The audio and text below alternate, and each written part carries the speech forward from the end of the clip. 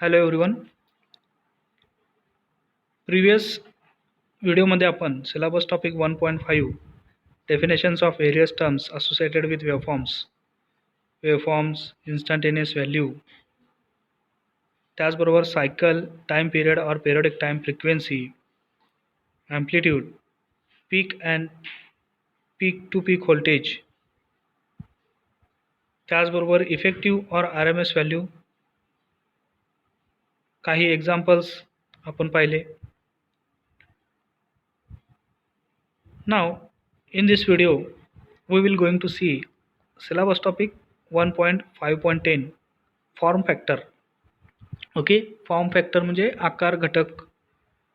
ठीक आहे ना. So let us see form factor. Question: define form factor of an alternative quantity. Alternative परिमाणे जे आहेत त्यांचा फॉर्म फॅक्टर डिफाईन करा. अतिशय महत्त्वाचा प्रश्न आहे. MSBTच्या परीक्षांमध्ये बराच वेळा विचारला आहे. समर 17 ह्या एक्झाममध्ये पण विचारलेला आहे. Define crest factor and form factor for sinusoidal AC waveform. The form factor of an alternating quantity, एका अल्टरनेटिंग परिमाणाचा form factor is defined as, तो अशा पद्धतीने त्याची व्याख्या करू शकतो की रेशो म्हणजे काय, गुणोत्तर, ratio of its RMS, alternating क्वांटिटीच्या RMS व्हॅल्यूचा आणि ॲव्हरेज व्हॅल्यूचा रेशो म्हणजेच काय, form factor. Therefore form factor KF equals to RMS value divided by average value. Form factor KF equals to RMS value root mean square value divided by average value. Expression number 1.5.1. Form factor is a dimensionless quantity. Form factor हा कसा आहे, आकारमान नसलेला dimensionless quantity आहे. And its value is always higher than 1, आणि त्याची जी किंमत आहे ती नेहमी 1 पेक्षा जास्त असणार आहे. That means the RMS value will always be higher than the average value. म्हणजेच की RMS व्हॅल्यू ही नेहमी मोठी असणार आहे ॲव्हरेज व्हॅल्यूपेक्षा. Form factor of a sinusoidal alternating current is given by. Okay, form factor दिला आहे सायनुसॉइडल अल्टरनेटिंग करंटचा. KF म्हणजेच form factor equals to IRMS divided by IAV. आता IRMS का घेतलं आहे तर root mean square of current छेद divided by average value of current. ठीक आहे ना. म्हणजे अल्टरनेटिंग करंट जो आहे त्यांचा RMS व्हॅल्यू आणि ॲव्हरेज व्हॅल्यूचं आपल्याला काय करायचं आहे, रेशो घ्यायचा आहे. ओके, आता IRMS म्हणजेच काय, 0.707 टाइम्स IM. ओके, IM म्हणजेच पीक व्हॅल्यूच्या 0.707 पट्टीने जी व्हॅल्यू असणार आहे ती रूट मीन स्क्वेअरची व्हॅल्यू असणार आहे, छेद 0.637 IM इक्वल्स टू 1.11. यांचा जर भाग घालवला IM कॅन्सल होईल. ओके, 1.11 हा काय असेल, फॉर्म फॅक्टर असेल. द व्हॅल्यू ऑफ, आणि ती 1 पेक्षा जास्त आहे. The value of KF equals to 1.11 is valid only for the sinusoidal. ठीक आहे ना. म्हणजे फॉर्म फॅक्टरची व्हॅल्यू 1.11 इतकी व्हॅलिड असेल, वैध असेल फक्त आणि फक्त सायनुसॉइडल क्वांटिटीसाठी, साइन और कोसाइन वेवसाठी, AC क्वांटिटीसाठी. फॉर ऑल अदर शेप्स, बाकी सर्व आकारांसाठी, कोणाच्या आकारांसाठी, ऑफ AC क्वांटिटीच्या, the form factor is different from 1.11 and should be obtained by using general definition given in equation 1.5.1. आणि ते आपण एक्सप्रेशन नंबर 1.5.1 मध्ये दाखवल्याप्रमाणे वेगवेगळ्या शेपसाठी असणारा फॉर्म फॅक्टर आपण ऑब्टेन करू शकतो, मिळवू शकतो. सिलेबस टॉपिक 1.5.11 VIMP आहे हा सुद्धा. क्रस्ट फॅक्टर और पीक फॅक्टर. क्रस्ट म्हणजेच काय, माथा, उंच. Okay, crust factor. ठीक आहे. पीक फॅक्टर KP. याच्यावरती सुद्धा MSBTच्या परीक्षांमध्ये बऱ्याच वेळा प्रश्न विचारलेले आहेत. तर पहा, क्रस्ट फॅक्टर किंवा पीक फॅक्टर म्हणजे काय. Question: define crest factor and form factor for sinusoidal AC waveform. आता क्रस्ट फॅक्टर म्हणजे काय, द मॅक्झिमम व्हॅल्यू म्हणजे मोठी किंमत, पीक व्हॅल्यू मोठी किंमत, और ॲम्प्लिट्यूड म्हणजे आवाका, लेवल, पातळी, जास्तीची पातळी, लेवल. ठीक आहे. Of an alternating quantity, alternating परिमाणाची जास्तीची मोठ्यातली मोठी व्हॅल्यू, किंमत, is called as crest value. त्याला आपण काय म्हणतो, माथा.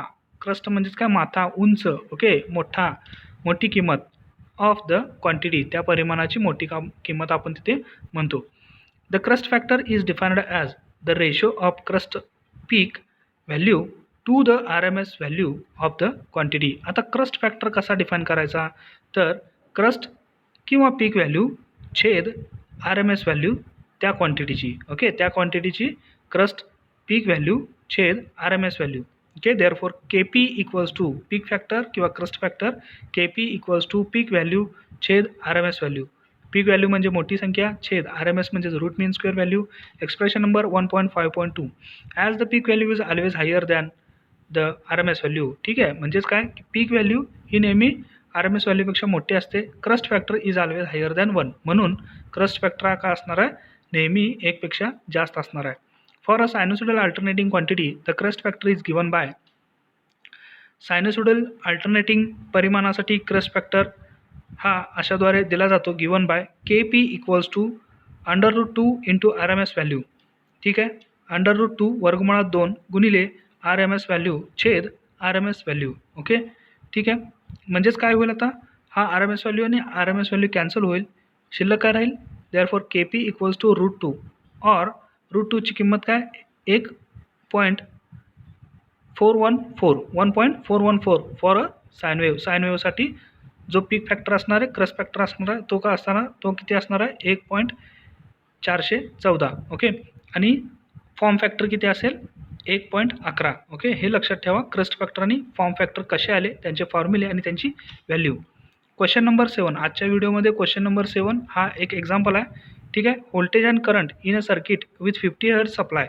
दोन क्वांटिटी आहेत, व्होल्टेज पण आहे, करंट पण आहे एका सर्किटमध्ये विथ 50 हर्ट्ज. आता इथं पहा, जाता जाताच काय केले, 50 हर्ट्ज फ्रिक्वेन्सी दिली आहे. 50 hertz supply are represented as follows, अशा पद्धतीने दाखवले आहेत खालील पद्धतीने. पहा, व्ही व्होल्टेजचं इक्वेशन काय, V equals to 282 sine omega T. हे इक्वेशन जनरल इक्वेशनसोबत कम्पेअर केलं जातं. V equals to V M sine omega T. तुम्हाला नेक्स्ट सिलेबस टॉपिकमध्ये ते आहे, आपण पाहणार आहोत. ठीक आहे, V equals to V M sine omega T आणि V equals to V M sine omega T ह्या स्टँडर्ड व्होल्टेज इक्वेशनसोबत हे इक्वेशन जे आहे, हे समीकरण जे ते कम्पेअर केल्यानंतर आपल्याला व्ही एमची व्हॅल्यू मिळते, ओमेगा टीची व्हॅल्यू मिळते. ओके, ठीक आहे, तर आता आपल्याला इथं व्होल्टेज इक्वेशन दिलेलं आहे, त्यासोबत करंट एक इक्वेशन दिलेलं आहे. करंटचं I equals to 14.1 sine omega T minus π/6. Okay, I equals to 14.1 14.1 sine omega T minus π/6. Draw the two waves draw करायचे आहेत. Okay, draw the two waves to scale on the same time axis and find out. Okay, दोन waveform draw करायचे आहेत same time ॲक्सिसवरती. हे महत्त्वाचं आहे, same time ॲक्सिसवरती आपल्याला दोन वेवफॉर्म ड्रॉ करायचे आहेत. वाय ॲक्सिसवरती आता टाईम घ्यायचा आहे म्हटलं की ओके, एक्स ॲक्सिसवरती टाईम घ्यायचा आहे म्हटलं की वाय ॲक्सिसवरती काय येणार आहे, आपल्याला व्होल्टेज आणि करंटची व्हॅल्यू येईल. ओके, ठीक आहे, फर्स्ट पहा, R M S value of current, त्यासोबत फाइंड आउट करायचं आहे R M S value of current, average value of voltage, power consumed in the circuit. Root mean square करंटची काढायची आहे, आय आर एम एस काढायचं आहे. Okay, I R M S कसा निघेल, I R M S equals to 0.707 into I M. Peak व्हॅल्यूला 0.707 या संख्येने मल्टिप्लाय केल्यावर आपल्याला आर एम एस व्हॅल्यू मिळेल. ॲव्हरेज व्हॅल्यू काढायची आहे. ओके, त्याचबरोबर ॲव्हरेज व्हॅल्यू कसं काढणार, पीक व्हॅल्यूला 0.637 या व्हॅल्यूने मल्टिप्लाय केल्यावर आपल्याला ॲव्हरेज व्हॅल्यू मिळेल. Power consumed in the circuit, सर्किटमध्ये पॉवर किती प्रमाणात खर्च झाले ते सुद्धा कॅल्क्युलेट करायचं आहे. सोल्युशन गिवन, दिलेल्या क्वांटिटीज व्यवस्थित लिहिल्या तर आपल्याला गणित सोडवताना, प्रॉब्लेम सोडवताना इंटरेस्ट येतो. त्यामुळे दिलेल्या क्वांटिटीज, प्रॉब्लेममधल्या प्रत्येक दिलेल्या क्वांटिटीज व्यवस्थित लिहून घ्यायच्या आहेत. जसे की V equals to 282 sine omega T, I equals to 14.1 sine omega T minus π/6. आता मगाशी मी एक्झाम्पल सांगत असताना स्टँडर्ड इक्वेशन बोललो होतो, V equals to V M sine omega T.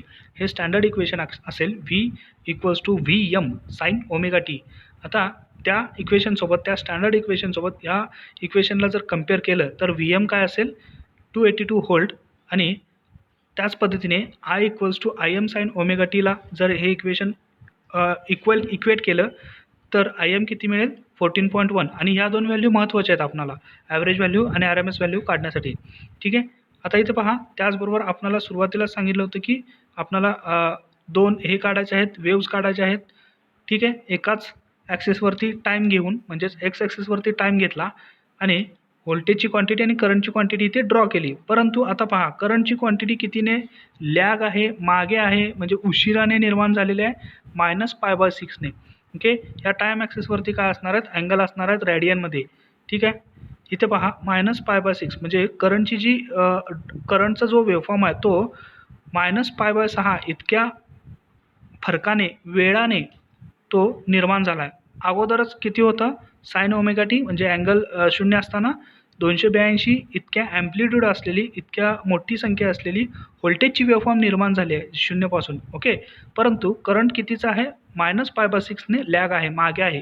He concept, leading आणि लॅगिंगची कन्सेप्ट आपल्याला नेक्स्ट सिलेबस टॉपिकमध्ये पाहायला मिळणार आहे.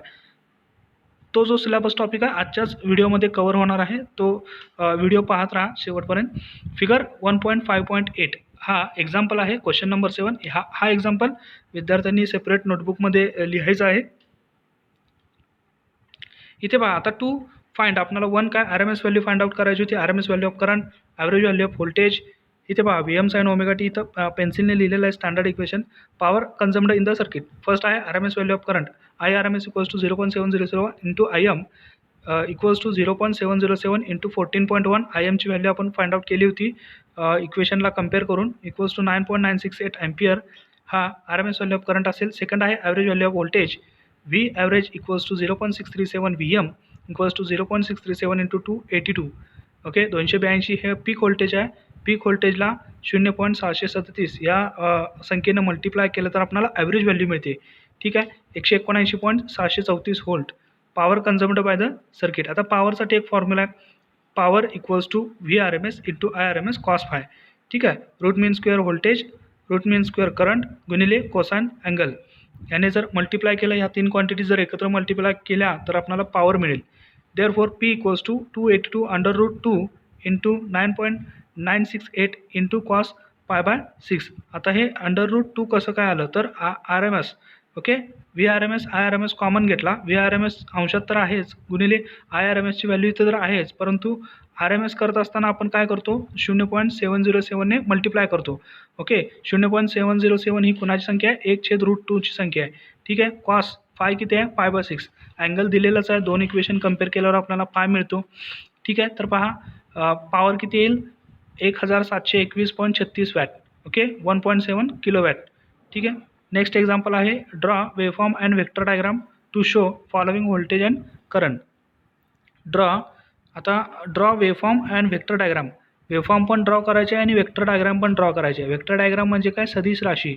ठीक आहे, to show following voltage and current equation. दोन व्होल्टेज एक व्होल्टेज आणि एक करंट इक्वेशन, असे दोन इक्वेशन दिलेले आहेत, त्यांचा आपल्याला वेव्हफॉर्म आणि वेक्टर डायग्राम ड्रॉ करायचे आहे. सुरुवातीला पहा, V = 100 sin omega T and I = 4 sin omega T -30 degree.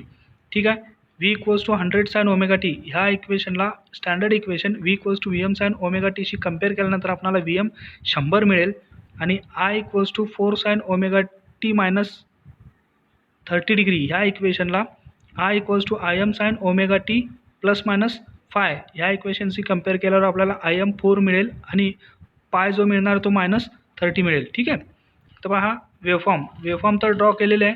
ठीक आहे, व्होल्टेजची वेव्हफॉर्म ही सुरुवातीपासून निर्माण झालेली आहे बरोबर.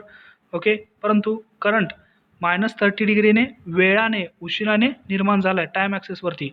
इथे पाहू शकता तुम्ही, इथे जरी दिसत असली एक्स ॲक्सिसवरती करंटची, तर त्याचा जो ओरिजिन सुरुवात जी झालेली आहे ती -30°C म्हणजे लॅगिंगने, उशिराने, मागे पडून. कोणाच्या मागे, व्होल्टेजच्या मागे. ठीक आहे, म्हणजे इथून त्याचा ओरिजिनेट झालेला आहे, ते पाहू शकता. Current lags behind by 30 degree. Okay, current काय करतो, लॅग करतो. बिहाइंड म्हणजे मागे राहतो, बाय 30 डिग्री 30 अंशाने. ठीक आहे, करंटचं इक्वेशन इथे लिहून द्या. I = 4 sin ओमेगा टी -30 आणि व्होल्टेजचं इक्वेशन व्होल्टेजच्या वेव्हफॉर्मला देऊन टाका, V = 100 sin ओमेगा टी. ठीक आहे, आता पहा vector diagram. IRMS = VM upon √2 = 100 divided by √2 70.71 volt. IRMS = IM upon √2 = 4 upon √2 = 2.83 अँपियर्स. ठीक आहे, वेक्टर डायग्राम ही अशा पद्धतीने येते. व्होल्टेजची जी वेव्हफॉर्म आहे ती व्यवस्थित येईल, परंतु करंट हा लॅग आहे, करंट हा मागे आहे कोणाच्या, व्होल्टेजच्या. कितीने, 30 अंशाने. ते इक्वेशनमध्ये दिलेलंच आहे. इथं पहा, I equals to 4 sine omega T minus 30 degree. आता याच्यामध्ये हा 70.71 व्ही म्हणजेच काय, ही जी तुमची रेषा आहे, स्ट्रेट लाईन आहे, वेक्टरची जी रेषा आहे, फेजर लाईन, त्याला आपण 70.71 ही वेक्टरची ॲम्प्लिट्यूड म्हणतो आपण. ठीक आहे, हे तुम्हाला नेक्स्ट स्लाईडमध्ये, नेक्स्ट सिलेबस टॉपिकमध्ये समजेल याच व्हिडिओमध्ये.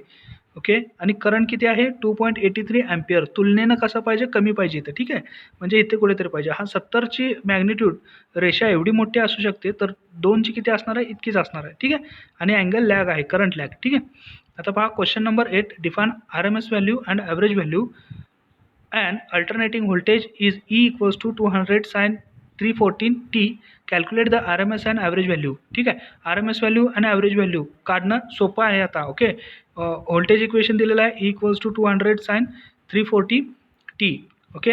आता पहा गंमत, पहा solution for definition of RMS and average value refer section 1.5.8 and 1.5.9 respectively.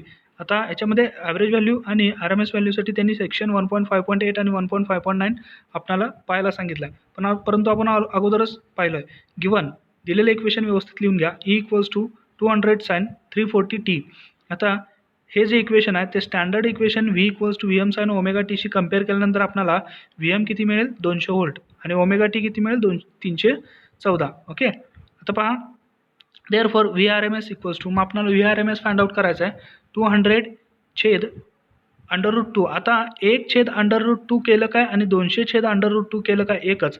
परंतु इथे समजावून घ्या की 1/√2 ची किंमत किती असणार आहे, 0.707च असणार आहे. ओके, इथं तुम्ही करून पहा, 0.707ला 200ने मल्टिप्लाय केल्यावर 141.42 येतं आहे. ओके. आणि व्ही ॲव्हरेज, आता व्ही ॲव्हरेज म्हणजेच काय की VM मॅक्झिमम व्होल्टेजला, पीक व्होल्टेजला 0.637 या संख्येने मल्टिप्लाय केल्या असता आपल्याला ॲव्हरेज व्हॅल्यू मिळते. 0.637 × 200 127.4 व्होल्ट. ठीक आहे, अशा पद्धतीने क्वेश्चन 7 आणि क्वेश्चन 8 हा इथे कवर होते. आता इथे पहा, आता इथे तुमच्या लक्षात येईल सिलेबस टॉपिक 1.6 मध्ये फेजर रिप्रेझेंटेशन आणि फेजर डायग्राम म्हणजे काय. Syllabus topic 1.6, phasor representation of an alternating quantity. Alternating परिमाणांची फेजर म्हणजेच काय, चरण सादरीकरण करायचं आपल्याला. We can represent. ठीक आहे, आपण दाखवू शकतो an alternating quantity such as a sine or cosine wave with the help of phasor. ठीक आहे, आपण फेजरच्या मदतीने अल्टरनेटिंग परिमाण जो आहे, जसे की साइन वेव्ह आणि कोसाइन वेव्ह, हे सादर करू शकतो. The graphical method of representing a sine wave needs drawing of sine wave which is कंबरसम job. Okay. आता ग्राफिकल मेथड जी आहे रिप्रेझेंट करण्याची साइन वेव्हला, ती कशी आहे, needs drawing of sine wave, त्याला आपण साइन वेव्ह ड्रॉ करण्याची गरज असते. ती काय होणार आहे, कंबरसम जॉब.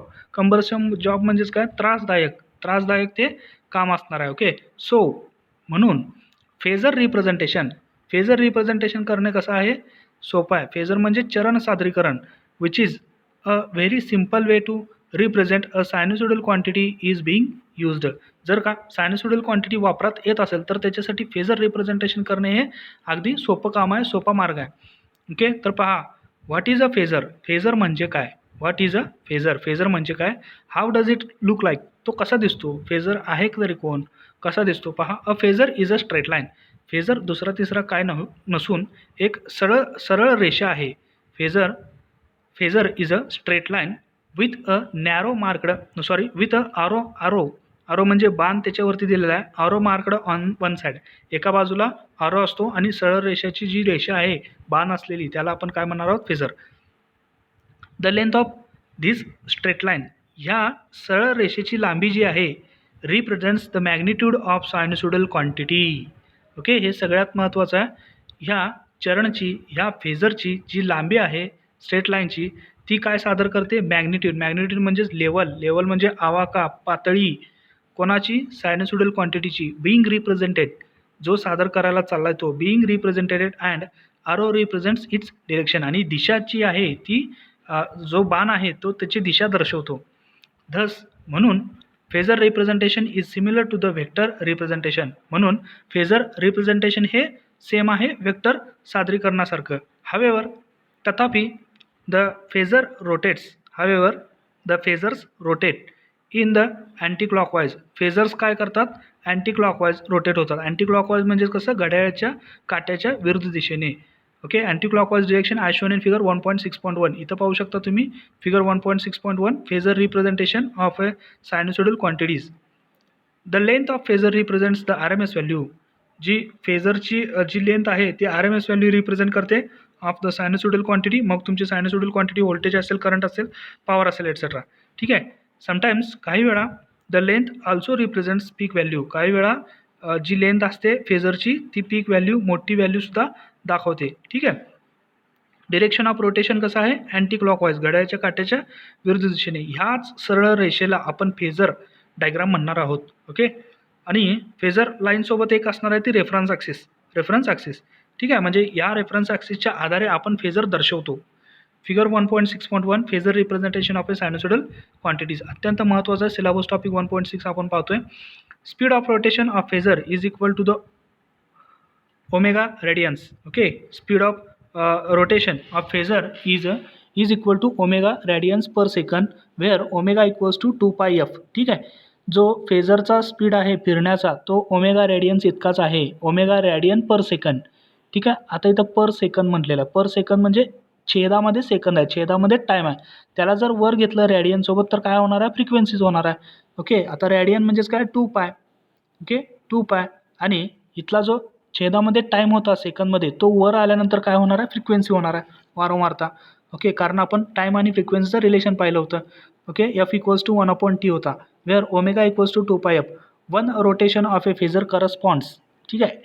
फेजरचा एक रोटेशन, एक गती, एक चक्र करस्पॉन्ड संबंधित आहे टू वन सायकल, एका सायकलशी of the alternating waveform as shown in figure 1.6.2. 1.6.2 मध्ये दाखवल्याप्रमाणे एका सायकलचा जो रोटेशन आहे, एक जी सायकल आहे तो काय असणार आहे, फेजर करस्पॉन्ड्स असणार आहे. ओके. म्हणजे फेजरशी संबंधित असणार आहे. ठीक आहे. इथं पाहून घेऊया ही डायग्राम व्यवस्थित.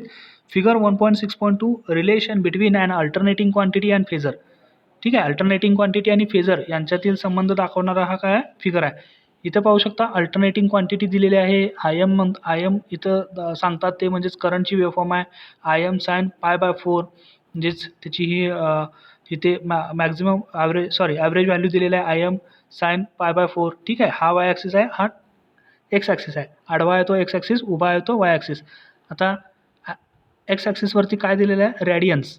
रेडियन्स म्हणजे अँग्युलर व्हेलॉसिटी दिलेली आहे ओमेगा. ठीक आहे. इथे पाहू शकता π/4, π/2, 3π/4, पाय, 5π/4, 3π/2, 7π/4 आणि 2 पाय. ठीक आहे. म्हणजेच हा 0° पाय म्हणजे 180°C, 2 पाय म्हणजे 360°C. आता अशी जी वेव्हफॉर्म आहे सायनुसॉइडलची ही प्रत्येक वेळी दाखवणारे, हे प्रत्येक वेळी दाखवू शकणार आहे का आपण, नाही. तर त्याच्याऐवजी आपल्याला काय करायचं आहे, फेजर रिप्रेझेंटेशनमध्ये दाखवायचं आहे. फेजर म्हणजेच काय, एक फक्त सरळ रेषा. आता ती प्रत्येक चरणातली, प्रत्येक फेजतली डायग्राम इथं त्यांनी दाखवलेली आहे. ठीक आहे. इथं पहा सुरुवात कशी होणार आहे, झिरोपासून इथून सुरुवात होईल. ही रेफरन्स लाईन डॉटेड दिसते का, इथे पहा बारीकमध्ये डॉटेड आहे. 2 पायच्या आणि 0च्या मध्ये डॉटेड लाईन जी आहे आरोनं दाखवलेली ती काय आहे, रेफरन्स लाईन आहे. ओके. ठीक आहे. इथून जर सुरुवात झाली तर पहिला आय एम कुठे येतोय, इथे पहा पहिला आय एम कुठे येतोय, π/4 इतक्या अँगलने, π/4 इतक्या अँगलने पुढे चालला आहे. ठीक आहे. आता तसंच पुढे गेला π/2 म्हणजेच किती, 90°. 90° म्हणजेच 90°ला किती असतं, π/2ला इथे पहा π/2ला प्रोजेक्शन्स दिलेले आहेत, प्रोजेक्शन्स. ओके. म्हणजे त्याचं प्रक्षेपण इथं दाखवलेलं आहे. ठीक आहे. π/2 म्हणजेच 90°. 90°ला जी क्वांटिटी असते अल्टरनेटिंगची ती मॅक्झिमम असते, ती मॅक्झिमम इथं दाखवलेली आहे. ठीक आहे. पुन्हा हे चक्र जर असं पुढे गेलं तर 3π/2 डॉटेड लाईनने जर याचा प्रोजेक्शन घेतला तर इथे येतो 3π/4. ओके. 3π/4. ठीक आहे. आणि परत या पायचं जर प्रोजेक्शन विरुद्ध घेतला तर इकडे पाय 180 येतो, 180 येतो, 180 येतो. ओके. म्हणजेच काय, आता हे 0 to 180° काय झालेलं आहे, कन्व्हर्जन झालेलं आहे. पाय 5/4. ओके. पाय 5/4चं जर प्रोजेक्शन घेतलं तर इकडे येईल. 3π/2चं जर प्रोजेक्शन घेतला तर निगेटिव्ह सायनुसॉइडलला वेव्हफॉर्मला जाईल. पुन्हा 7π/4ला इथे ॲव्हरेज व्हॅल्यू मिळेल निगेटिव्हची. आणि 2 पायचं प्रोजेक्शन इथं जर घेतलं तर 360° इथं कंप्लीट होईल. ठीक आहे. कन्क्लुजन, याच्यावर निष्कर्ष काय मिळाला, if the length of phasor is equal to the peak value of the sinusoidal AC quantity. जर का फेजरची जी लेंथ असेल equal to peak value of the sinusoidal AC quantity, its angular velocity omega equals to 2 pi F.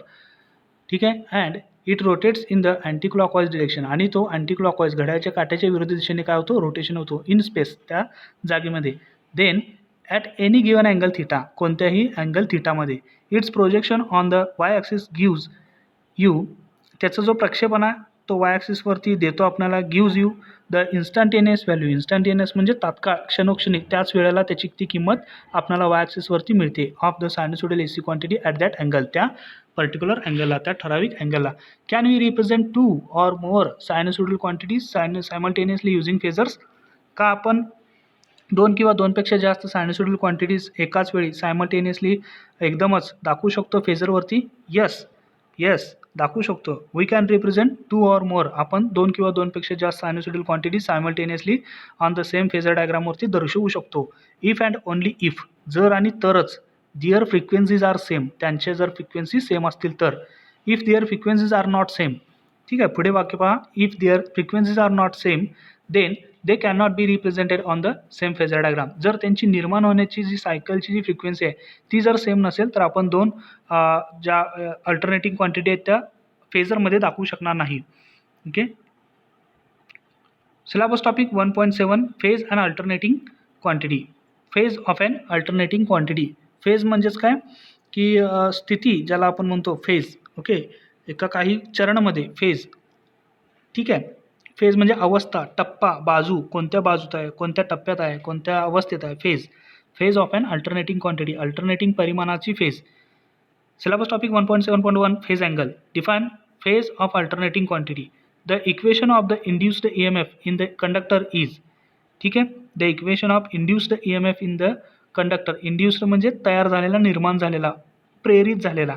कंडक्टरमध्ये प्रेरित झालेल्या EMFचं equation V = Vm sin omega T = Vm sin theta. आता ओमेगा टीलाच थिटा म्हटलेला आहे आणि Vm sin as it is आहे. Expression number 1.7.1.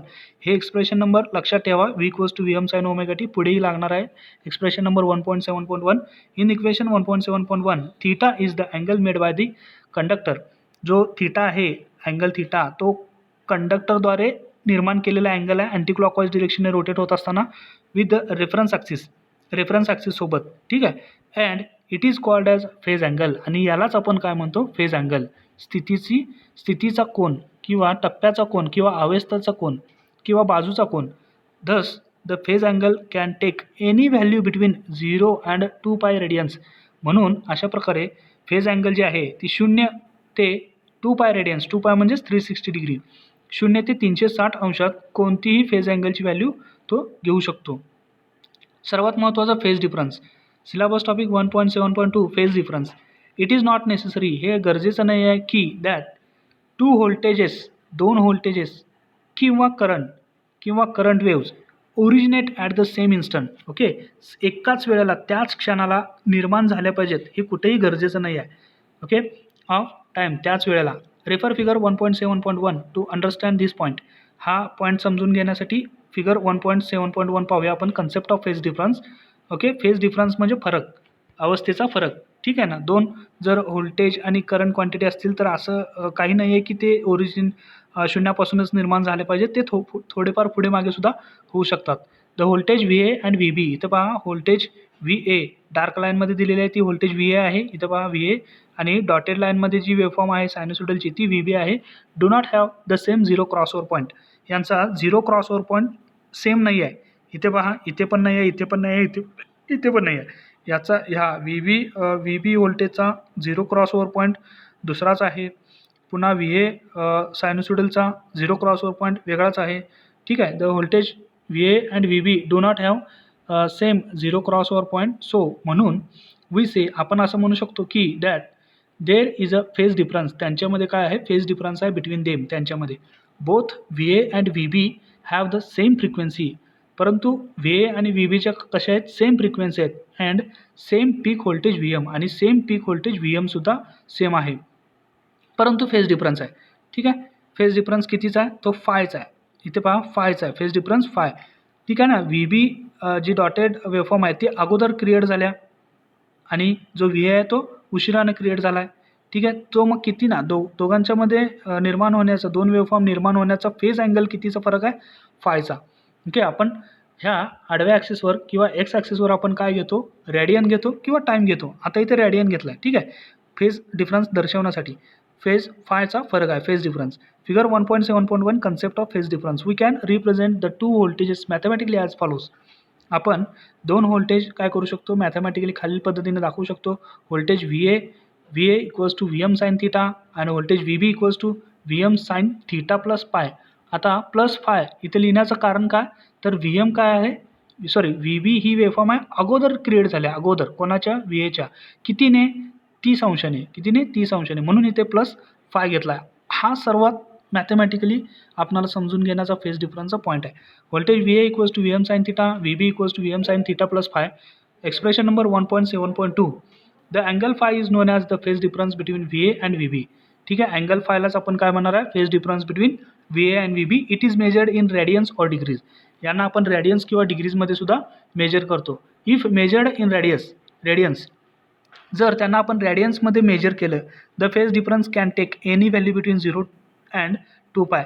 जर रेडियनमध्ये मेजर करायचं असेल तर फेज डिफरन्स जो आहे तो 0 ते 2 पाय इतक्या ह्याच्यामध्ये असू शकतो. बट इफ एक्सप्रेस्ड, परंतु जर त्यांना आपण डिग्रीजमध्ये सादर केलं, it can take any value between, मग तो 0 ते 360 डिग्रीची कोणतीही व्हॅल्यू घेऊ शकेल.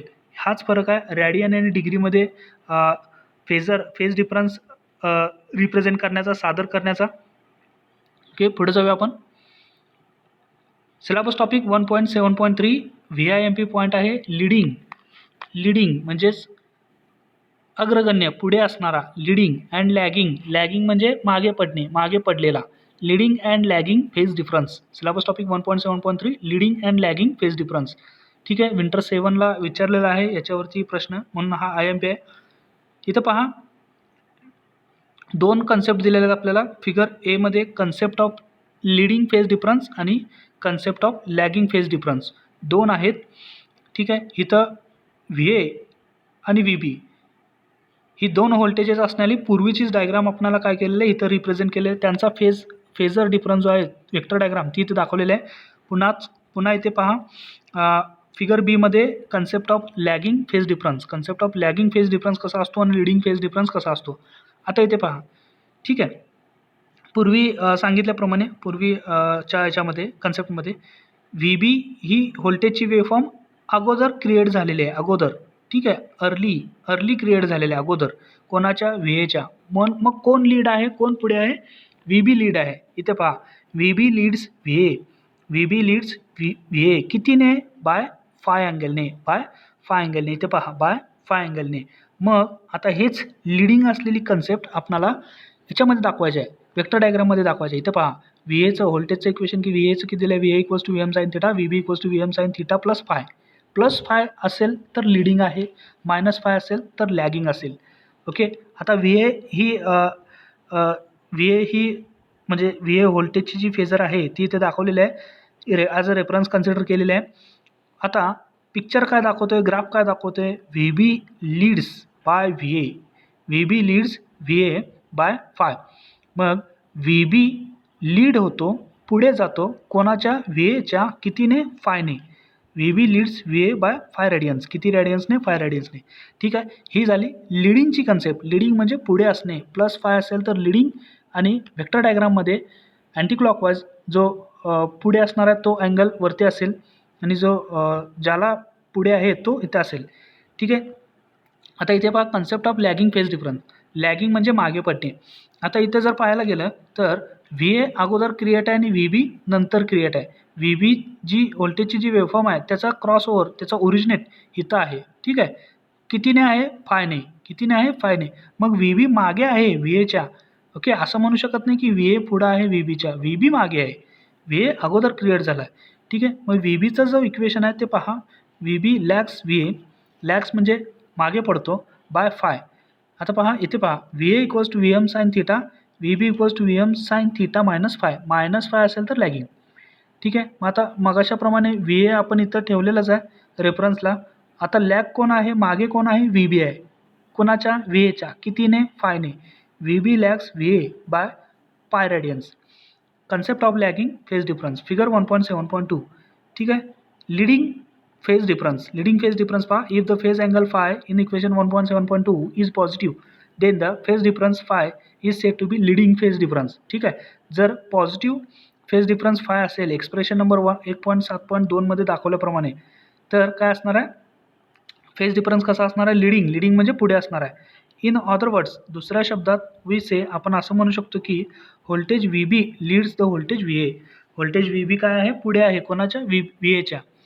Thus, म्हणून if VA equals to VM sin theta and VB equals to VM sin theta plus pi, then VB leads VA by an angle pi. हे वाक्य महत्त्वाचं, अतिशय महत्त्वाचं आहे. 1.7.2 हे विद्यार्थ्यांनी लिहून घ्यायचं आहे. VIMP sentence. This is shown in figure 1.7.2 ए. हे फिगर 1.7.2 ए मध्ये दाखवलेलं आहे, म्हणजे इथे पाहू शकता. ठीक आहे, VB लीड्स VA बाय पाय रेडियन्स. आणि त्याचबरोबर लॅगिंग फेज डिफरन्स जर पाहायला गेला, if the phase angle phi in equation 1.7.2 is negative. ठीक आहे, फाय हा जर निगेटिव्ह असेल एक्सप्रेशन नंबर 1.7.2 मध्ये दाखवल्याप्रमाणे, then the phase difference is said to be lagging. Lagging म्हणजे मागे पडणे, लॅग पडणे, मागे राहणे. लॅगिंग फेज डिफरन्स मायनस असेल तर lagging. That means V B lags behind. Behind म्हणजे च्या मागे, बिहाइंड म्हणजे च्या मागे, कोणाच्या मागे, व्ही एच्या. कितीने, पाय. Okay, that means if VA equals to VM sin theta and VB equals to VM sin theta minus pi, then VB lags behind VA by pi radians, by pi degrees, and graphically it is shown in figure 1.7.2b. आणि graphically आपण figure 1.7.2 मध्ये इथं पाहिलेलं आहे, VB lags VA by pi radians. ठीक आहे, म्हणजे VB हा पाय रेडियन्सच्या इतक्या उशिराने निर्माण होतो. What is meant by in phase voltage. आता इन फेज व्होल्टेज म्हणजे काय, द टू AC व्होल्टेजेस, दोन AC व्होल्टेजेस असतील, or any two AC quantities, किंवा कोणत्याही दोन ACच्या परिमाणे असतील, करंट असेल, पॉवर असेल, व्होल्टेज असेल, are set to be in phase. आपण त्यांना इन फेजमध्ये आहेत असं म्हणू शकतो. कधी, if the phase difference between them is equal to 0. त्यांच्यातील फेज डिफरन्स शून्य असेल तर, दोन्हीही AC क्वांटिटीज एकाच वेळी शून्यातून निर्माण झाले असतील तर, कोणताही फरक नसेल, लिडिंग किंवा लॅगिंग नसेल, काहीच नसेल, पायच नसेल तिथे, तर त्यावेळी काय असणार आहे, तर ती दोन voltages AC quantities in phase असणार आहेत.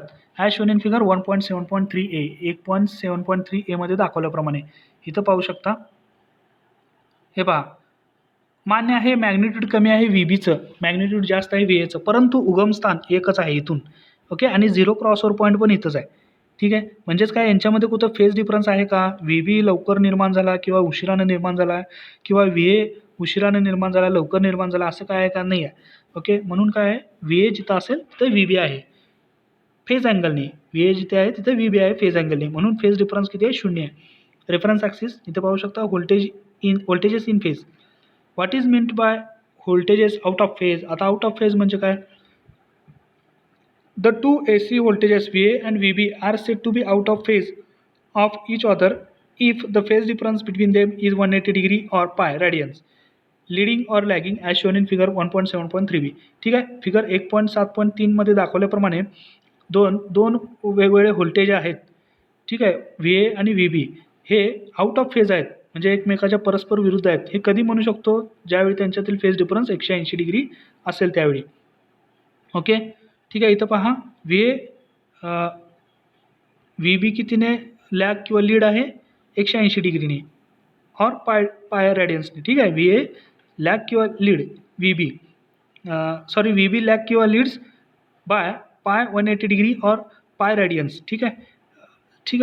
B voltages out of phase, म्हणजे दोन व्होल्टेजची जी परिमाण आहेत, क्वांटिटीज आहेत, त्या एकमेकांना परस्पर विरोधी जर असतील तर तिथे फेज डिफरन्स कितीचा असतो, 180चा. आणि फेज डिफरन्स 180चा ज्यावेळी असेल त्यावेळी दोन ACची क्वांटिटीज किंवा व्होल्टेजेस हे आउट ऑफ फेज आहेत असे आपण म्हणतो. पहा, mathematical representation of a phasor. Syllabus topic 1.8, mathematical representation of phasor. गणिती सांकेतिक सादरीकरण आहे फेजरचं. पहा, a phasor can represent in 2 different ways. Phasor आपण दोन वेगवेगळ्या पद्धतीने दाखवू शकतो. फर्स्ट आहे रेक्टँग्युलर फॉर्म, आयताकृती फॉर्ममध्ये. दुसरा आहे पोलार फॉर्म. पोलार म्हणजे ध्रुवीय स्वरूप. ओके, आयताकृती स्वरूप आणि ध्रुवीय स्वरूप. इथे पहा, आयताकृती स्वरूप म्हणजे रेक्टँग्युलर फॉर्म याला आपण म्हणतो. द इन्स्टंटेनियस व्होल्टेज म्हणजे त्यावेळचा व्होल्टेज, क्षणोक्षणाचा voltage V of t equals to VM sine omega t plus पाय.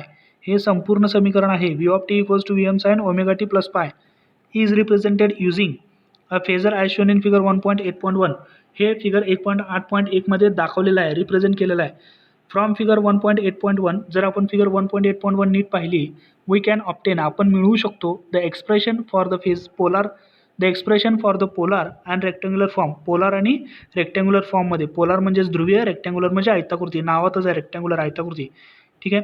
Y axis VM sine phi, X axis VM cos phi. ठीक आहे. दोन क्वांटिटीज असतात रेक्टँग्युलरच्या, एक्स आणि वाय. इथे पहा X equals to VM cos phi आणि Y equals to VM sine phi. आता कॉस फाय आणि साइन फाय कसे आले तर पहा, VM cos phi, VM sine phi. इथे पहा VM जो आहे तो हा फेजर असणार आहे, त्याला जी रेफरन्स आहे ती असणार आहे. रेफरन्स लाईन ही नेहमी एक्स एक्स असते म्हणून इथे एक्स घेतलं आहे, आणि वाय जे आहे ती क्वांटिटी दर्शवते म्हणून ते वाय घेतलं आहे, एक्स वाय आलेले आहेत. ओके. त्याचबरोबर VM हा काय आहे, पीक व्होल्टेज. पीक व्होल्टेज या समीकरणातला peak voltage VM sine omega T plus पायची कन्सेप्ट आता समजून घेतो आपण. ओके. आता पहा प्लस पाय आहे, प्लस पाय म्हणजेच काय आहे, लिडिंग आहे. लिडिंग आहे म्हणजेच वर आहे. ठीक आहे. VM लीड आहे कोणाला तरी म्हणजेच रेफरन्स ॲक्सिसला. ठीक आहे. हे रेक्टँग्युलर फॉर्म. रेक्टँग्युलर फॉर्ममध्ये दोन कॉम्पोनंट येतात, Y equals to VM sine phi आणि X equals to VM cos phi. हे विसरू नका. आर म्हणजेच रेडियस असेल. ओके. रेडियस. ठीक आहे. Polar representation. आता याच फिगरवरून पोलार रिप्रेझेंटेशन, ध्रुवीय सादरीकरण कसं करतात पहा. 1.8.1 polar representation. The instantaneous voltage म्हणजे त्या वेळेची जी व्होल्टेजची किंमत आहे, V of T equals to VM sine omega T plus pi. आता ओमेगा टीलाच इथं आपण काय कन्सिडर करायचं आहे, थिटा. थिटा. आणि हा जो पाय असेल तो अँगल असणार आहे. Can be represented in the polar form as follows. Y of T equals to R at an angle phi. R at an angle phi म्हणजे फाय ह्या अँगलला आर किती आहे तो म्हणजेच काय, V of T. V of T equals to R at an angle phi. आता R म्हणजेच काय, या फेजरची काय आहे, लांबी आहे. या फेजरची लांबी म्हणजेच आपण फेजर डायग्रामची लेंथ म्हणतो, फेजरची लेंथ. ठीक आहे. तीच इथे घेतलेली आहे. किंवा पीक व्हॅल्यूसुद्धा आपण त्याला म्हणतो V of T equals to R at an angle phi, where R equals to VM. म्हणजेच आर कशासारखाच असणार आहे, VM सारखाच. Expression number 1.8.1. That means the length of phasor R represents the peak value. म्हणजेच की जी लेंथ आहे फेजरची R ती सादर करते पीक व्हॅल्यूला of the AC quantity. For example, if V of T equals to 20 sine 100 pi plus 60, then it is represented in polar as follows.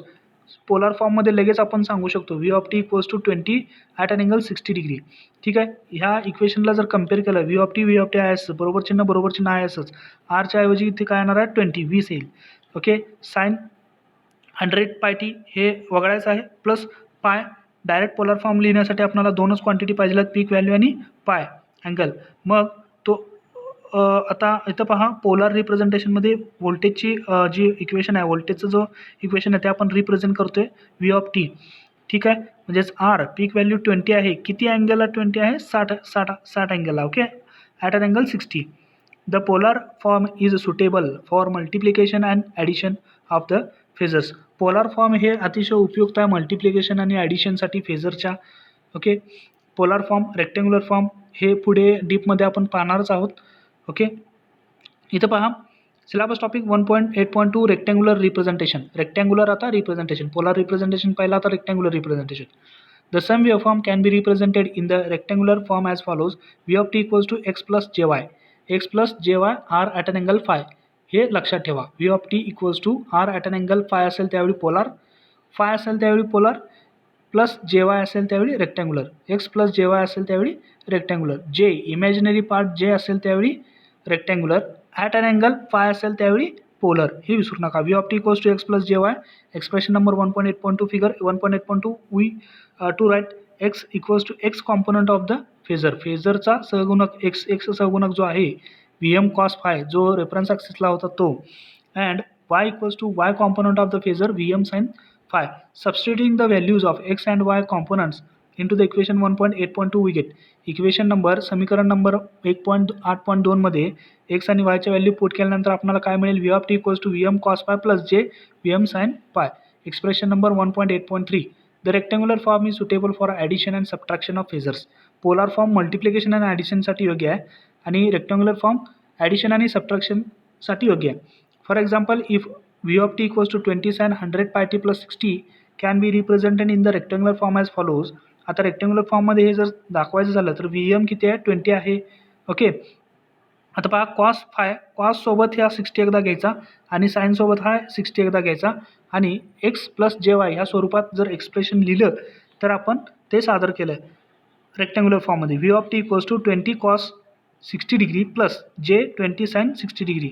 हे काय आला रेक्टँग्युलर फॉर्म एक्स प्लस जे वाय या स्वरूपात equals to 10 plus J equals to 10 plus J 17.32 volt. Okay, ठीक आहे. म्हणजेच आता इथं साईन 60ची जर व्हॅल्यू टाकली तर तो येतो 10 आणि कॉस 60ची जर व्हॅल्यू टाकली तर तो येतो, ठीक आहे, म्हणजे 1/2 येतो, 1/2 येतो, 1/2 म्हणजे 20ला 2ने भाग दिल्यावर 10 राहतं प्लस जे 20 साईन 60. ओके, जे 20 साईन 60ची व्हॅल्यू समथिंग येते त्याला 20ने मल्टिप्लाय केले की 17.32 व्होल्ट इतकी व्हॅल्यू आपल्याला मिळते रेक्टँग्युलर फॉर्ममध्ये. 1.8.3 conversion from polar to rectangular. हे महत्त्वाचं आहे. पोलारचं रिप्रेझेंटेशन म्हणजे R at an angle phi असेल तर त्याचं एक्स प्लस जे वाय मध्ये कसं स्वरूपात कन्व्हर्जन करायचं आहे, रूपांतर करायचं आहे. If the phasor is given in the polar form as R at an angle phi then it can be represented in the rectangular form. तर त्याला आपण रेक्टँग्युलर फॉर्ममध्ये सादर करू शकतो. कसं पहा, V of T equals to R cos phi plus R sine phi. हे काय आहे रेक्टँग्युलर फॉर्ममध्ये आहे. ओके, पोलरमध्ये दिला असता रेक्टँग्युलर फॉर्ममध्ये कसं कन्व्हर्जन करायचं, ठीक आहे. R cos phi plus R sine phi इतकंच जोडलं की आपण आर म्हणजेच VM असतो, इथे आपण आर जोडला आणि फाय जो आहे तो दिला की पोलरचं रेक्टँग्युलर ऑटोमॅटिक होतं. एक्सप्रेशन नंबर 1.8.4 सर्व एक्सप्रेशन महत्त्वाचे एक्सप्रेशन विद्यार्थ्यांनी लिहून घ्यायचे आहेत. आता syllabus topic 1.8.4 rectangular to polar conversion. रेक्टँग्युलरमध्ये दिला असेल म्हणजे एक्स प्लस जे वाय या स्वरूपात दिला असेल तर आर ॲट अन अँगल फायमध्ये कसं कन्व्हर्जन करायचं, म्हणजे पोलारमध्ये कसं कन्व्हर्जन करायचं, रूपांतर करायचं. पहा, if the phasor is given in the rectangular form as V equals to X plus जे वाय.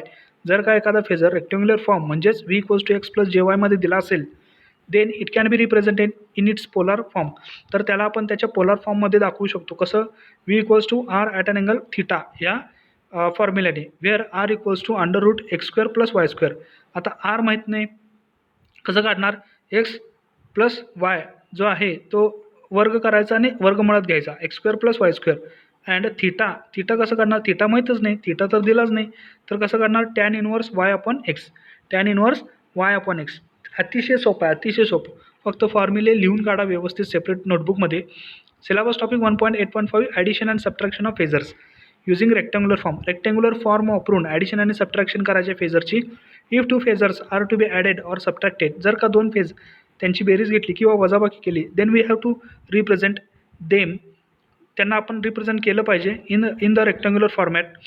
लेट समजा V1 equals to R1 at an angle phi 1 and V2 equals to R2 at an angle phi 2. हे कशामध्ये दिलेलं आहे आपल्याला, polar फॉर्ममध्ये दिलेलं आहे. Then to obtain V1 plus V2 और V1 मायनस V2 आपल्याला ॲडिशन घ्यायचे ना, V1 प्लस V2 किंवा V1 मायनस V2 किंवा सबट्रॅक्शन घेण्यासाठी we should represent V1 and V2 in their rectangular form first. Okay, त्यांना आपण रेक्टँग्युलर फॉर्ममध्ये पहिल्यांदा कन्व्हर्जन करायला पाहिजे. तर पहा, V1 equals to R1 cos phi 1. अतिशय सोपा आहे, R1 कॉस घालायचं आहे फक्त सुरुवातीला, R1 cos phi 1 plus R1 sine phi 1 X1 plus J Y1. काय जमेल, कारण कॉस फाय कुणाचा सहगुणक आहे, एक्सचा, आणि साइन फाय कुणाचा सहगुणक आहे, वायचा, वाय ॲक्सिसचा. ठीक आहे, X1 plus J Y1 and V2 equals to R2 cos phi 2 plus R2 sine phi 2 equals to X2 plus J Y2. Hence म्हणून V1 प्लस V2 या दोघांची जर बेरीज घेतली तर काय होईल, ब्रॅकेटमध्ये पहा, V1ची पहिल्यांदा टर्म प्लस V2ची दुसऱ्यांदा टर्म. ठीक आहे, V1 काय आहे X1 प्लस जे Y1 आणि V2 काय X2 प्लस जे Y2. आता यांची बेरीज करायची, equals to X1 plus X2 X component जे आहेत, कॉसाइन कॉम्पोनंट आहेत त्यांची बेरीज होईल, आणि जे इमॅजिनरी साईन जे आहेत, जे प्लस साईन इमॅजिनरी जे आहेत Y1 प्लस Y2 यांची एकत्रित बेरीज होईल. ठीक आहे, सिमिलरली V1 मायनस V2 त्याचप्रमाणे सबट्रॅक्शनसुद्धा होईल, V1 minus V2 X1 plus J Y1 minus X2 plus J Y2, X1 minus X2. Okay, एकत्र येतील plus J Y1 minus Y2 एकत्र राहतील. अशा पद्धतीने जर पोलार फॉर्ममध्ये दिले असता तर त्यांना रेक्टँग्युलरमध्ये कन्व्हर्जन करून आपण ॲडिशन आणि सबट्रॅक्शन करू शकतो. Syllabus topic 1.8.6 multiplication and division of phasors. आता गुणाकार आणि भागाकार, फेजरचा गुणाकार आणि भागाकार युझिंग पोलार फॉर्म. ठीक आहे. ॲडिशन आणि सबट्रॅक्शन करायचं असेल तर रेक्टँग्युलर फॉर्म, मल्टिप्लिकेशन आणि डिव्हिजन करायचं असेल तर polar form. If two phasors are to be multiplied, जर का दोन फेजर्स आपण मल्टिप्लाय केले, or if one phasor is to be divided by the other, then we have to represent them in the polar form. Let v1 equals to r1 at an angle phi 1 holds and v2 equals to r2 at an angle phi 2 holds. Then v1 into v2 direct त्यांचा गुणाकार होतो. v1 into v2 equals to r1 at an angle phi 1, r2 at an angle phi 2, r1 आणि r2 यांचा separate गुणाकार आणि अँगलची बेरीज होईल. गुणाकार असेल तर अँगलची बेरीज होईल at an angle phi 1 plus phi 2 holds. Thus म्हणून the magnitude are multiplied, magnitude काय होईल, मल्टिप्लाइड होतील r1 आणि r2, व्हेअर ॲज जसे की द अँगल्स आर ॲडेड आणि अँगलची काय होईल, बेरीज होईल. And v1 upon v2 equals to r1 at an angle phi 1 छेद r2 at an angle phi 2 equals to r1 छेद r2 at an angle phi 1 minus phi 2. भागाकार असेल तर अँगलची वजाबाकी येईल. ठीक आहे. आणि मॅग्निट्यूडची काय होईल, वजाबाकी डिव्हिजन होईल. Thus the magnitude gets divided and their angles get subtracted. Question number 9, convert Z equals to 6 + j8 ohm. बघितलं समजते कशा फॉर्ममध्ये, रेक्टँग्युलर फॉर्ममध्ये. याला पोलर फॉर्ममध्ये कन्वर्जन करायचं आहे. Convert Z equals to 6 + j8 ohm in polar form. ह्या समीकरणाला, हे जे समीकरण आहे ते रेक्टँग्युलर फॉर्ममध्ये दिलेलं आहे, x + jy च्या स्वरूपात दिलेलं आहे. त्याला पोलार फॉर्ममध्ये कन्वर्जन करायचं आहे. समर सत्राला 2 मार्काला प्रश्न विचारला होता. सोल्युशन दिलेले क्वांटिटीज आहे तशा जर लिहून घेतल्या तर प्रॉब्लेम सोडवायला इंटरेस्ट येतो. ठीक आहे. आणि प्रॉब्लेम ओळखायचा. z equals to 6 + j8 rectangular form. हा कशा फॉर्ममध्ये, रेक्टँग्युलर फॉर्ममध्ये. देअरफॉर मॉड ऑफ झेड का घेतला तर तो प्लस येईल का मायनस येईल माहीत नाही. Mod of Z equals to √6² + 8². Okay. x² + y² घेतला की आपल्याला मॉड ऑफ झेड मिळेल. आपल्याला पोलार करायचं ना, मग r at an angle phi लागेल. r at an angle phi, r म्हणजेच काय, मॅग्निट्यूड किती असणार आहे, x पण दिला y पण दिला आहे, माहीत नाही किती असणार आहे. म्हणून दोघांनाही वर्गमुळात घ्यायचं आणि त्यांचा वर्ग करायचा. 6² + 8² √6² + 8² इक्वल टू 10 येईल. सहाचा वर्ग 6 36 येईल आणि 8 8 64. 36 आणि 64 100 येईल वर्गमुळात. 100चा वर्गमूळ किती असतो, 10. Theta equals to tan inverse y upon x. Theta equals to tan inverse y upon x. Okay. y किती आहे, 8 आहे, x किती आहे, 6 आहे, equals to 53.13 degree. Therefore z equals to 10 at an angle 53.13 degree polar फॉर्ममध्ये झालेलं आहे गणित. ठीक आहे. Example number 1.8.2, a phasor is represented in its rectangular form as I equals to 20 minus j 34.64. Convert it into the equivalent polar form.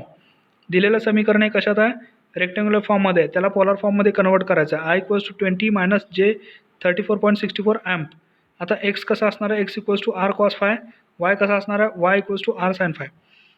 Solution, the given phasor is thus the x component x equals to r cos phi 20 and then y components y चा सहगुणक y equals to r sin phi equals to minus 34.64. Minus आहे हे लक्षात ठेवा, minus आहे, minus चिन्ह विसरायचं नाही. Minus 34.64. ठीक आहे. देअरफॉर इथे थिटा यायला पाहिजे. Theta equals to tan inverse y upon x. tan inverse minus 34.64 divided by 20 y upon x. tan inverse y upon x. y किती आहे, मायनस 34.64 डिवायडेड बाय x किती आहे, 20. ठीक आहे. Theta equals to minus 60. Theta equals to minus 60 or minus π/3 radians. And r equals to, आता r काढतोय आपण, r equals to √x² + y². x किती आहे, 20चा वर्ग प्लस y किती आहे, मायनस 34.64 त्याचा वर्ग. कोणत्याही मायनस संख्येचा जर वर्ग केला तर त्याचं उत्तर प्लसमध्येच येते. ठीक आहे. मग या 20चा वर्ग आणि या 34.64चा वर्ग केला, त्यांची बेरीज घेतली, त्यांच्या बेरजेचा वर्गमूळ घेतला तर ते 39.99 इक्वल्स टू 40 येते, जवळपास 40 येते. Thus the phasor can be represented in the polar form as I equals to 40 at an angle minus 60 ampere. Okay.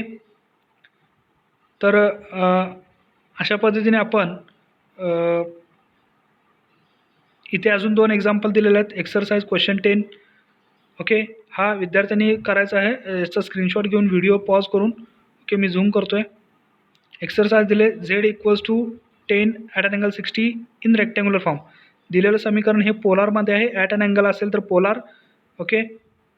आणि दुसरं जे एक्सप्रेशन आहे ते रेक्टँग्युलरमध्ये दिलेलं आहे, x + jy या स्वरूपात त्याला पोलारमध्ये कन्व्हर्जन करायचं आहे. ठीक आहे, हे विद्यार्थ्यांनी करा स्क्रीनशॉट घेऊन.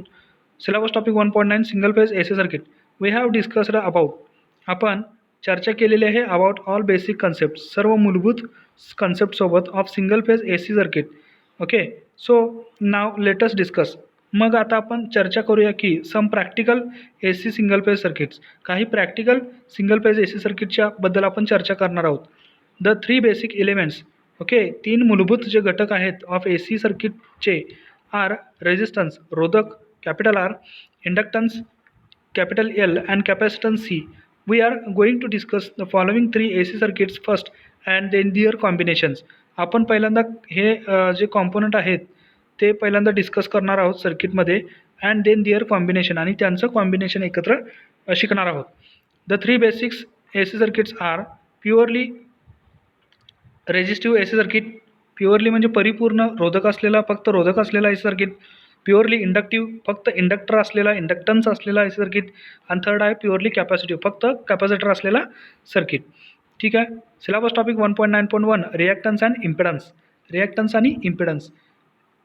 आता पहा definition. In the DC circuit we have defined resistance. आपण DC सर्किटमध्ये रेजिस्टन्स डिफाईन केला as opposition to the flow of current. Resistance काय आहे? करंटला, प्रवाहित होणाऱ्या करंटला विरोध करतो. सिमिलरली त्याचप्रमाणे फॉर AC सर्किट, AC सर्किटसाठी वी डिफाईन 2 टर्म्स नेमली reactance X and impedance Z. त्याच पद्धतीने 2 टर्म्स आपण AC सर्किटसाठी डिफाईन करतो रिॲक्टन्स X आणि इम्पिडन्स Z. आता पहा रिॲक्टन्स. सिलेबस टॉपिक 1.9.2 क्वेश्चन 11 हा आपण नेक्स्ट लेक्चरमध्ये घेणार आहोत, परंतु इथे चर्चा करूया. रिॲक्टन्स फर्स्ट आहे reactance, conductance, inductive susceptance, capacitive susceptance. Okay, ठीक आहे. आता reactance can be of 2 types, inductive reactance XL आणि कॅपॅसिटिव्ह रिॲक्टन्स XC. याच्याबद्दल आपण नेक्स्ट लेक्चरमध्ये पाहणार आहोत. आजच्या व्हिडिओमध्ये आपण कोणकोणत्या गोष्टी पाहिल्या पुन्हा एकदा रिवाईज करतो. ओके, रिवाईज करूया आपण. ठीक आहे. सिलेबस टॉपिक 1.5.10 फॉर्म फॅक्टर आपण पाहिला. Form factor, crust factor, KP ज्याला आपण म्हणतो. फॉर्म फॅक्टर म्हणजे काय, क्रस्ट फॅक्टर म्हणजे काय, त्याच्यावरती एक प्रॉब्लेम पण आपण सोडवला. ओके, 2-3 प्रॉब्लेम सोडवले. क्वेश्चन नंबर 8 हा सॉल्व केलेला आहे. हा विद्यार्थ्यांनी वहीमध्ये लिहायचा आहे. Okay. 1.6 phasor representation of an alternating quantity. फेजरचं सादरीकरण केलं अल्टरनेटिंग क्वांटिटीचं. Phase of an alternating quantity, alternating क्वांटिटीची स्थिती. त्यामध्ये सिलेबस टॉपिक 1.7.1 फेज अँगल म्हणजे काय, 1.7.2 फेज डिफरन्स म्हणजे काय तो पाहिला. प्लस असेल तर लिडिंग, मायनस असेल तर लॅगिंग. ओके, ठीक आहे. म्हणजे leading and lagging phase difference आपण पाहिला. ठीक आहे. त्याचबरोबर syllabus topic 1.8 mathematical representation of phasor. Mathematical representation, polar representation. Syllabus topic 1.8.1 polar representation आपण पाहिले.